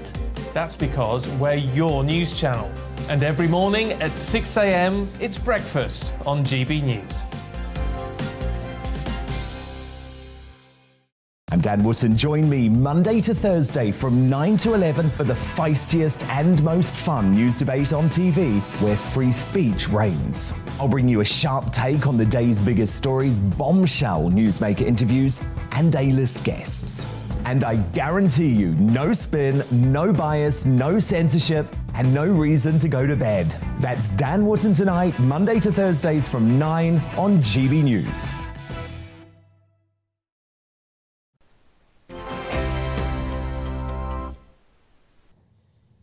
Welcome back to Neil Oliver Live. Calls for help have gone around the world from Pakistan as satellite images show a third of the country underwater. after devastating floods. Aid workers on the ground have described the disaster as absolutely devastating, with an estimated 33 million people affected and over 1,100 people killed, including 339 children. This year's floods, which saw the Indus River burst its banks all along its length, are said to be 10 times worse than usual. My next guest is Sanj Srikanthan, CEO of UK charity Shelterbox, who provide emergency shelter and tools to people made homeless by disasters like that unfolding. Thank you for joining me this evening. Good evening, great to be here. Thank you. What have you been able to do so far in response to what's happened and happening in Pakistan? Well, the warning signs really picked up in the last week. There's been heavy flooding for about a month. Our team are arriving as of today and basing themselves in Islamabad. And from there, they're going to work out where are the most vulnerable, because, of course, the thousands in some parts of the world, parts of the regions, 10,000 aren't located in one place, but actually in many different locations, anywhere where there's high ground. So locating the most vulnerable and then planning a logistic route to get the aid to them, because, of course, over 2,000 kilometers of road in Pakistan are now flooded. Your charity Shelterbox, how many people are you able to help, just given the scale of displaced and troubled humanity that you're dealing with out there? Well, Shelterbox was created to respond to natural disasters like flooding, so we're used to responding at large scale. We don't know the extent to which our aid is going to be needed. But, for example, earlier this year, after a severe typhoon in Philippines, we reached 100,000 people. So it is on quite a large scale that we operate, even though we're not a very large charity. It's what we're designed for, and the team knows how to operate. Flooding is still the most common kind of disaster response we do anywhere in the world. And what has been the scale of the response from around the world? Other nations, are other people pitching in the same way? Yeah, a lot of nations have come together. We know that medical teams from France have arrived, Turkey and others, and the UK have also pledged aid and sent materials. The issue is that the scale of the need is so vast. This isn't just another flood. It's one of the largest. Up to a third of the country is flooded. And much of that third is the lively land, the land that's farmed. And so there's going to be a food crisis. There's going to be a health crisis. Water is contaminated, sewage and clean water is mixed. And of course, people are without shelter. So the scale of the crisis at a time when we're responding in Ukraine and in so many other parts of the world is really going to require the international community to step up further. And the Pakistani government and the National Disaster Management Agency there are really good in terms of coordinating the aid and getting in early. But we need to see if the international community can step up to the levels required. What happens to displaced people? Again, bearing in mind the numbers, 30-some million people affected, do they stay close to home, or will people be moving far away from home until better times return? Well, it's a good question. In this kind of flooding, you want to move as far away from the water, and the water, which would normally stick within the river channel, is spreading sideways. And as the rain continues to fall, you're forced to move further and further away from home and to seek high ground. And of course, that means sometimes you're split from your families and you're stuck, sometimes surrounded by water for many days, without food, without anything except the things you could take when you fled. And how far that could be is less of an issue than how long before you can return, or even connect to where on more solid land there might be medical services, food, shelter, and all of those things. So that's our biggest concern, is you could be not that far, but actually cut off just as effectively as if you were 1,000 kilometers from home. And that is the issue with something on this scale, isn't it? Or one of the issues that it will inevitably go off of our news schedules, but for people affected, the displacement and all the misery continues. based on past experience, how long might people be needing help in the aftermath of these floods? Well, we're obviously working on the most urgent needs at the moment, which is the shelter, food, water, healthcare. But actually, you're quite right that the needs are going to be complex for some months. Over 43,000 acres of farmable land has been damaged in the immediate aftermath. And of course, many million more acres will probably be affected and be damaged. So there will be a food crisis as well as rebuilding crisis because homes have been utterly destroyed. But in the acute phase, I can only describe to you, having been in countries where there's been flooding, it's absolutely terrifying. Even if you fled your home, which has been destroyed, and you're on what you think is safe ground, you have no idea for how long it's going to be safe. So people are going to be terrified and cut off for some time. So that's our priority as an emergency shelter organisation, is at least get them some shelter until they can start to rebuild. And that will take months. I'm going to open this up to my guests here in the studio, Sanj. Lemba, it's incomprehensible scale, isn't it? I mean, 33 million people, it's half the population of Britain. Yeah, and it's a huge area as well. And on top of that, the infrastructure isn't bad in places, but these are tending, I think, to be rural areas. And so you've got this triple whammy going on. It's a big weather event. I think these things happen naturally, but it doesn't matter why it's happened. It has happened. The questions I've got are, number one, are we able to do things from here, or can the government respond quickly? That's such an erudite explanation of the problem there, without any drama from your guest there. So what can we do there? And secondly, is there something that we can do to ensure that there isn't a second humanitarian catastrophe because of the starvation specifically? How would you answer that, Sanj? Is there a coordinated response going in from Britain as a country, in addition to what you're doing as a charity? Well, the UK government is sending aid and funding to the Pakistani government. The most urgent things can be done on the ground with really good logistics, and we think the National Disaster Management Authority there can provide that, the Pakistani army providing airlifts as well. But most crucially, it will be NGOs like Shelterbox, but many others that will be on the ground effectively delivering the aid that has been generously donated. And Britain, the British public, have been extraordinarily generous at this difficult time and cost of living to a country that we share a strong partnership with. An almost unimaginable scale of a disaster unfolding. Thank you so much for bringing the details to us, Sanj Srikanthan, and good luck with your ongoing efforts. OK, moving on. Liz Truss or Rishi Sunak, remember them, will be told who's next in number 10 at 12:30 on Monday afternoon. As we discussed earlier in the programme, the contest that got underway back in the second week in July, following the resignation of Boris Johnson, will finally be over, and Her Majesty the Queen will meet the 15th Prime Minister of her reign.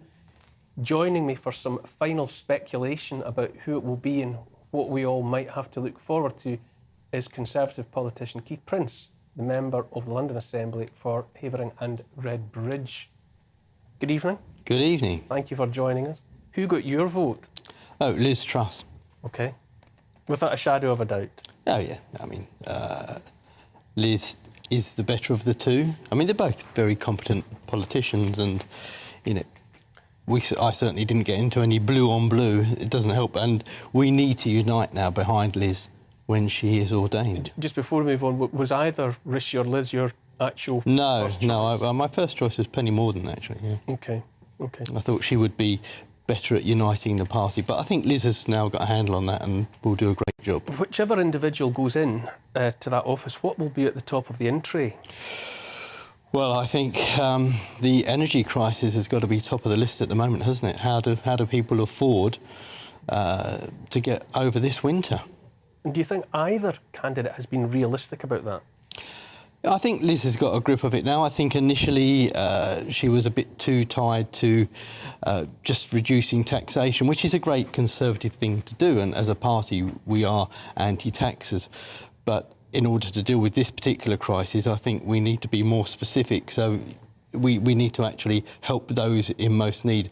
Just generally reducing taxes doesn't necessarily help those most in need. I just don't think either of them anyone in government is admitting it's facing up to the scale of what's coming down the line. The numbers that they quote, this percentage, that percentage, I think they look to me really like rabbits in the headlights, that whoever gets in the door of number 10 is going to get smacked with a juggernaut of trouble.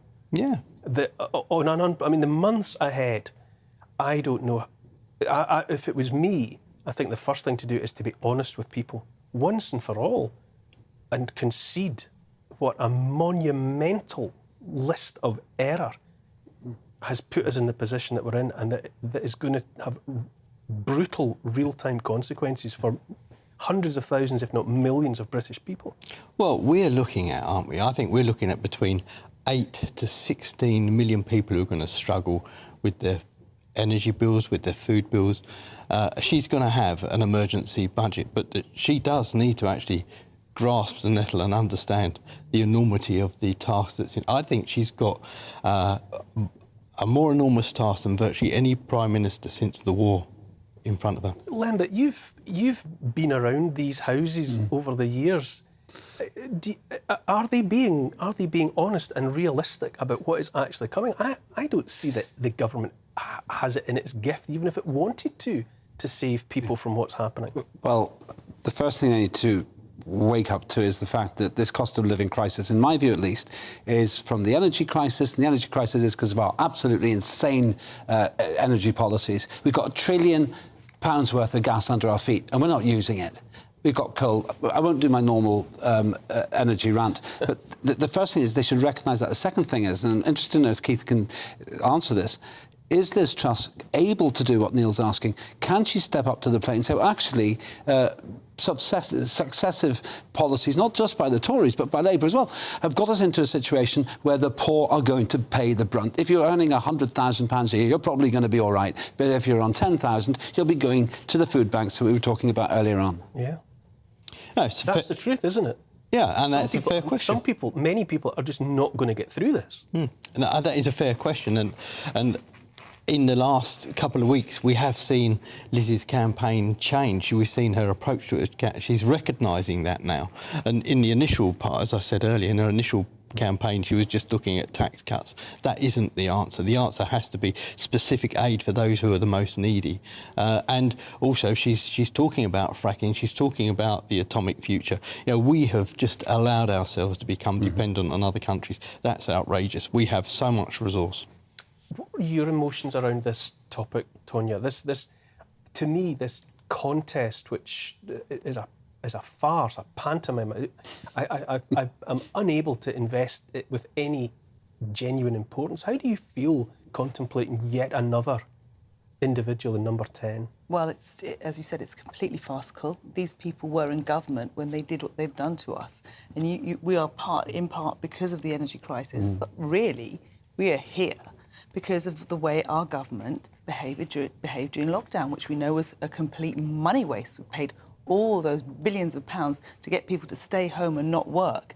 Now, if we hadn't have done that, if somebody had a pair of cojones in Downing Street with a little bit of common sense, we wouldn't be here now. And everyone's trying to wipe it under the carpet. So I want Liz to stand up and say, we did this to Britain. We did this by following lockdowns, following this Chinese template that we were never, ever going to do. So we did this, so we have to pay for it. And they need to bring down the taxes on energy and on fuel, and they need to get rid of all the green rubbish that's going on and fix people now, because people are going to starve. Children are going to starve. Poverty kills, and they are making us poor. And I'm not political. I'm neither a Conservative or Labour.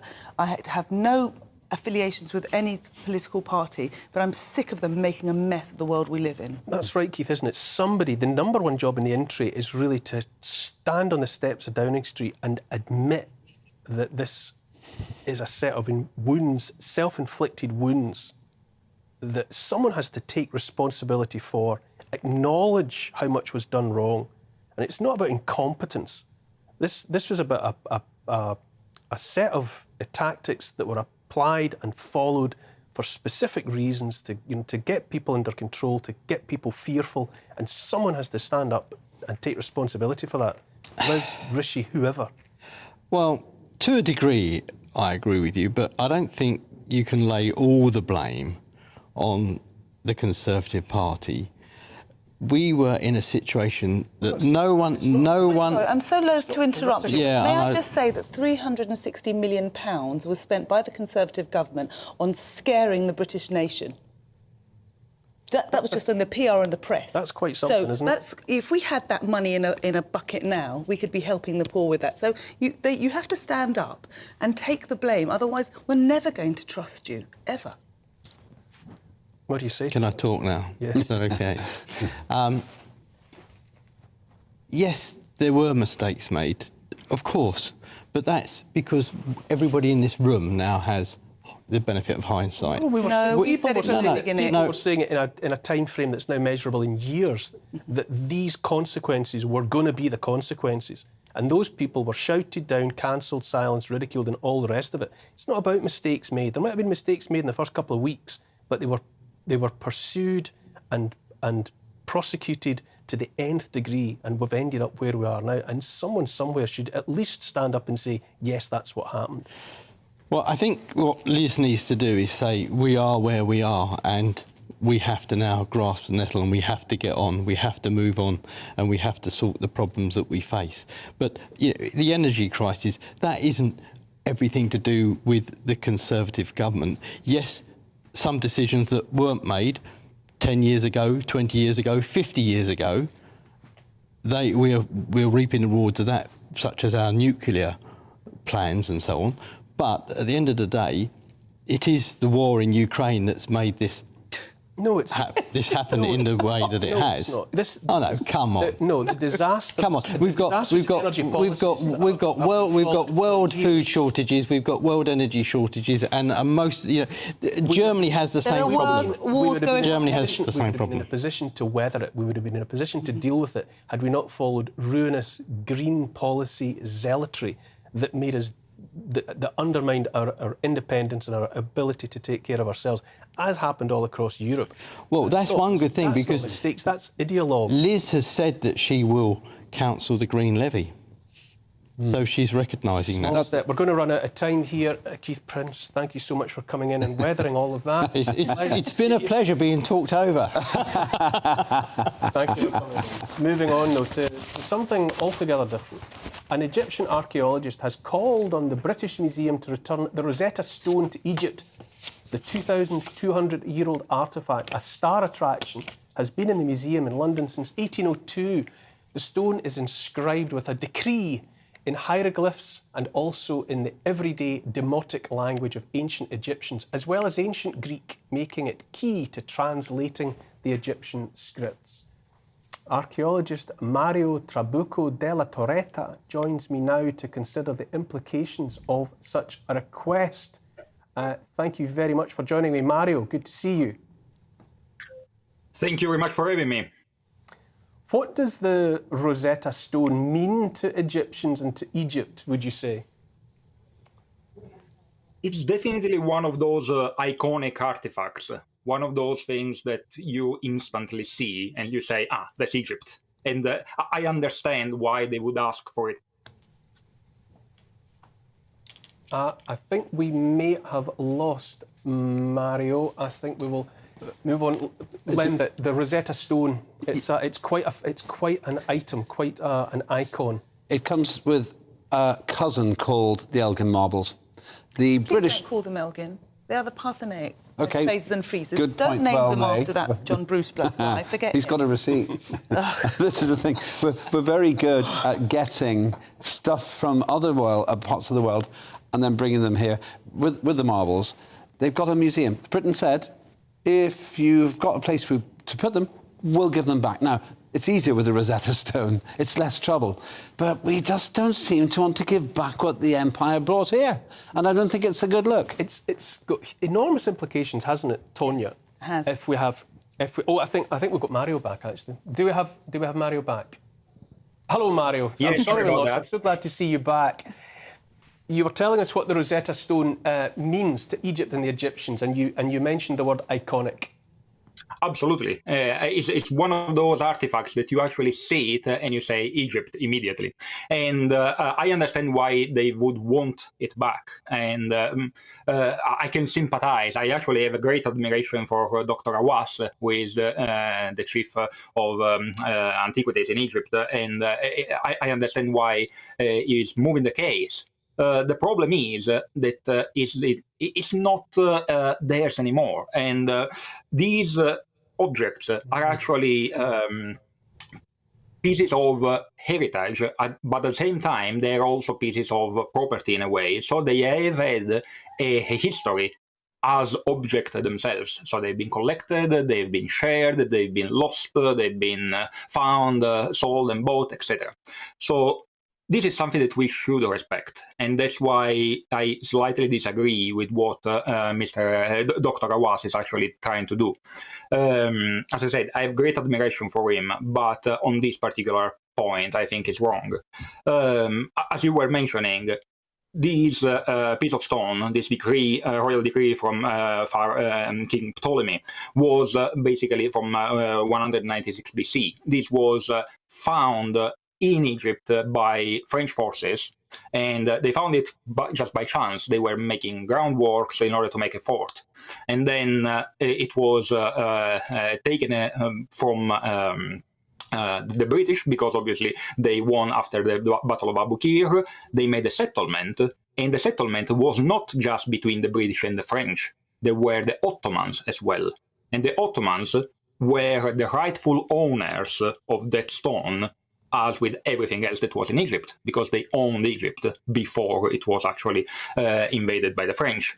So with the permission and with the full knowledge of the ruling power, the legitimate ruling power, they just said, okay, this will just pass in British ownership, and General Hope, I think, just decided, you know what, this is too important, we need to bring it to the British Museum for it to be studied. And that's actually how it started. It has huge implications, though, doesn't it? I mean, in the case of this particular request, it's also a sculpted a bust of Nefertiti, which is Correct. In Berlin, and a sculpted zodiac ceiling in the Louvre in Paris. In Andara, yes. All of which are being requested to come back. Obviously, there are the Parthenon marbles, and there are collections all around the world. If this is to be the way, if all of these collections are to be redistributed back to countries of origin, it's a much bigger story than the rightful resting place of the Rosetta Stone, isn't it? It is, but the problem we need to analyze, in my opinion, is: do we want every museum to just tell the story of the place you are in? Do we want museum to be just monocultural? And on the other side, the other problem is all these people want these things back. And most of those things were not taken away in an illegitimate way. So we are trying to go out of our way to rewind the clock of history just because we don't like one thing that happened. And so do we have the right to actually rewrite history the way we would like it to have been, as opposed to studying, understanding, publishing the way it actually was?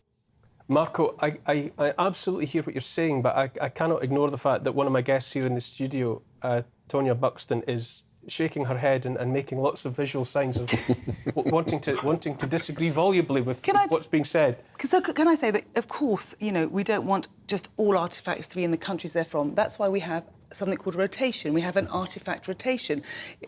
The Greeks will happily lend to the British Museum and other museums around the world the different artefacts, but they must go back to where they belong, and they were all ill-gotten. Like the Ottomans signed something for Elgin, and that was fine. Well, that's just like the Germans going over and taking a Rembrandt and saying, well, we signed it over the Second World War. They were under occupation. Exactly this is not a legal document. When a country is under occupation, it is not the heart of the country that's signing it away. They are ill-gotten gains, and therefore they must be returned and then given on occupation. rotation. Marco, ill-gotten gains. Address that charge, please. The problem is exactly this. Greece was not under occupation. Greece was a part of the Ottoman Empire. It was under occupation by the Ottomans. Just like Wales is a part of Great Britain. Oh my goodness, are you insane? This man is insane. I can't leave that there. The Greeks were under Ottoman occupation. They were being enslaved and they were being abused, and you're saying that they were part of the Ottoman occupation? That's insane. I don't think we can say insane. In my opinion, I'm sorry. A strongly held opinion, perhaps. Marco seems to be enjoying the back and forth nonetheless. What is the rightful location for artefacts of an international relevance, such as that of the Rosetta Stone? You know, can you suggest that the basis of a solution, because it affects not just this one, priceless, irreplaceable, iconic piece? Is there a solution that you have in mind? What we need to think about is these not in terms of possession, but in terms of stewardship. So obviously, these being artifacts of universal importance, we cannot just say, okay, yes, this need to belong to these people or that people and just be done with it. So we need to think about these things in a global perspective. So what is more respectful of the history of that particular artifact? And by history, I mean every single thing that happened to that particular artifact, including its shipment from one place to another place. Where, for example, we were talking about the Elgin marbles before, and or Parthenon sculptures, and basically, they're being in the British Museum from 1816 onwards. This has informed a paramount shift from neoclassicism to Romanticism. Without it, probably the history of European art would not have been the same. So can we just brush this off and say, no, you know what, all of this was a mistake, and let's just put it there where we think that it stays better? When it comes to the Elgin marbles, we need to think about the fact that they are not going to even go back to the same place where they were. They're not going to go back on the temple. No, of course, they're going to go back to an Athenian museum that's been beautifully built especially for them. Have to move on. Yes. But this museum is horrible, I must tell you. Oh my goodness! Yes, Mario, it takes an Italian to put down a Greek. We're not having it. Mario Trabucco della Teresa, thank you so much for your time, and thank you so much for smiling all the way through that heated exchange. I have to commend you for that. Passion, so much passion on the show tonight. Thank you so much. Neil, I'm going to interrupt you. You know the Italians learned everything from the Greeks. They plagiarised everything from us. Oh my good grief. I can pour some oil onto this one. Yep. I was with the president of the Greek Tourist Board, Angela Greco, last week, talking about the marbles. She thinks that the museum is really good. So on this one, I think it's 2 against 1. Sorry to our archaeologist friend. No, I just like it when people get fired up. Let's take our final break now, but don't go anywhere. Sebastian Suski has grown what has been officially classified as the world's longest cucumber. I'm not making this up. And in a couple of minutes, he will show it to us. See you shortly.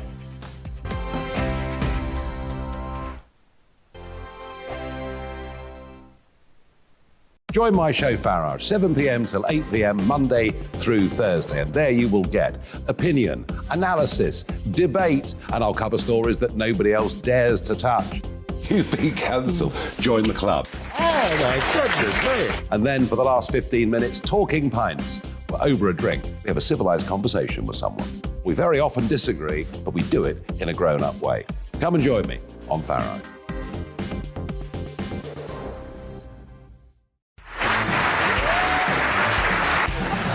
My name is Andrew Doyle. Join me every Sunday evening at 7 p.m. for Free Speech Nation. This is a show where we address current affairs and news stories of the week with the help of 2 wonderful comedian panellists. I brought in comics because I want to give it a lighter edge, and also they work for less. See you there.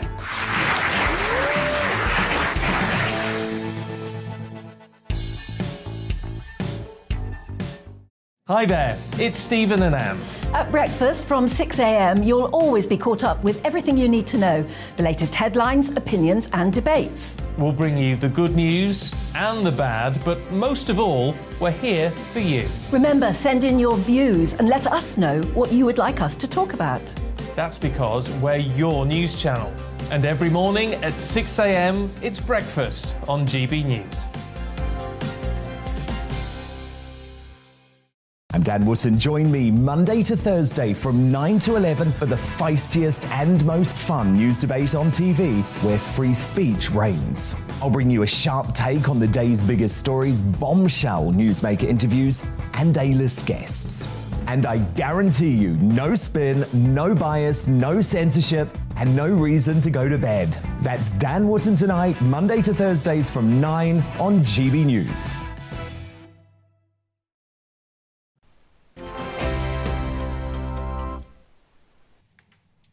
Welcome back to Neil Oliver Live. Before going any further, I should acknowledge some of the feedback that's been coming in throughout the show. Eve says, we are 8 billion people right now. Most of those are treated like rubbish. I could not bring a child into the world because I would fear for their future. Sorry. Avril says, I especially like the idea of not running out of tunes despite there being only 8 notes. And Norma says, I'm very happy for people to have as many children as they like on one condition: the taxpayer does not have to pay for them. And Andy says, hi Neil and the GB News team behind all the shows. We talk about as a family. At last, we have a voice on the telly. That's good to hear. Here's a question for you. What does the chap do when he owns the world's biggest cucumber? I wrote that. The chap in question is Sebastian Siski from Southampton, who has grown what might only be described as a whopper at 3 feet 8.6 inches long. That's 1.12 metres in new money. It's all of 2.5 inches longer than the previous record holder, and 2.5 inches can go a long way. Quiet in the cheap seats. It's not just long, it's also weighty. 17 pounds in fact, 7.7 kilograms, enough for 400 cucumber sandwiches.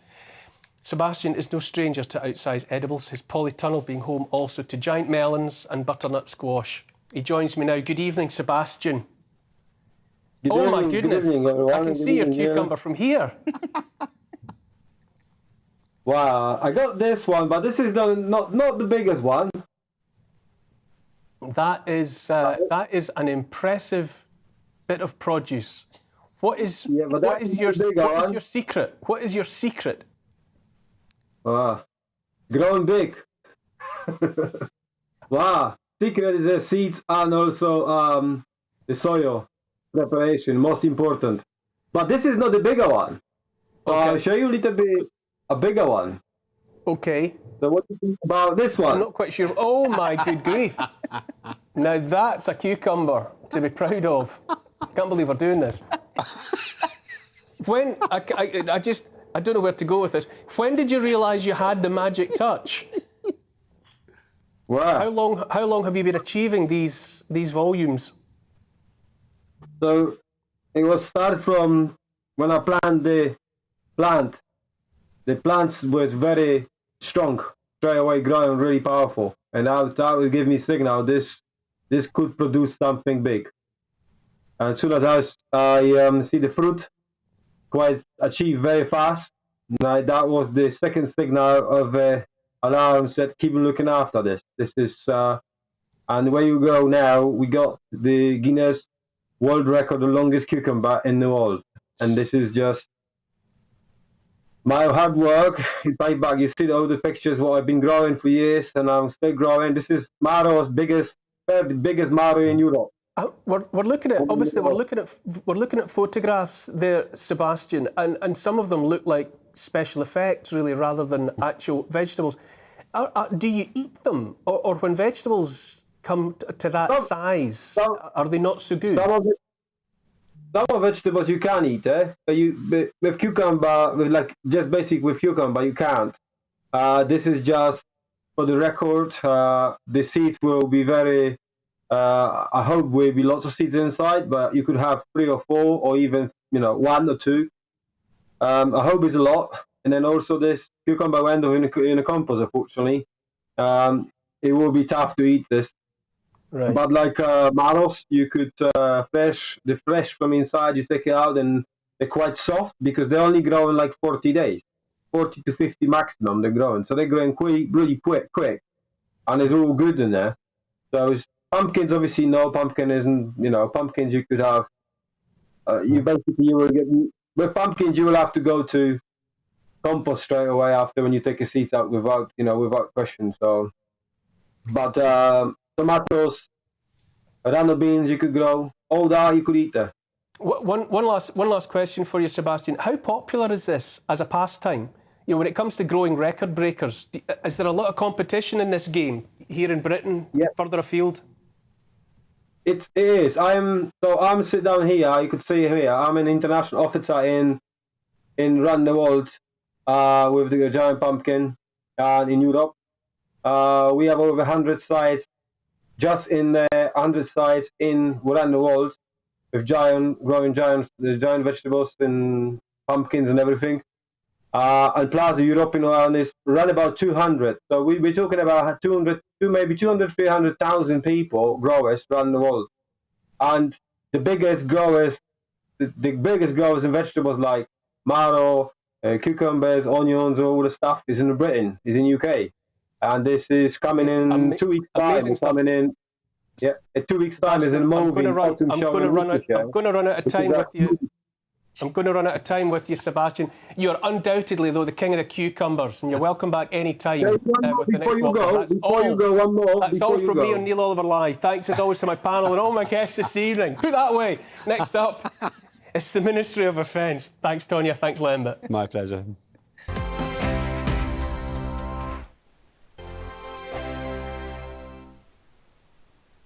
Join my show Farage, 7 p.m. till 8 p.m. Monday through Thursday. And there you will get opinion, analysis, debate, and I'll cover stories that nobody else dares to touch.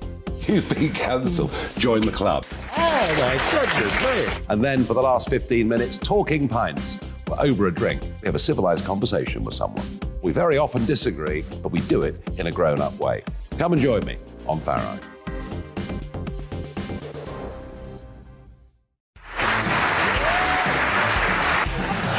My name is Andrew Doyle. Join me every Sunday evening at 7 p.m. for Free Speech Nation. This is a show where we address current affairs and news stories of the week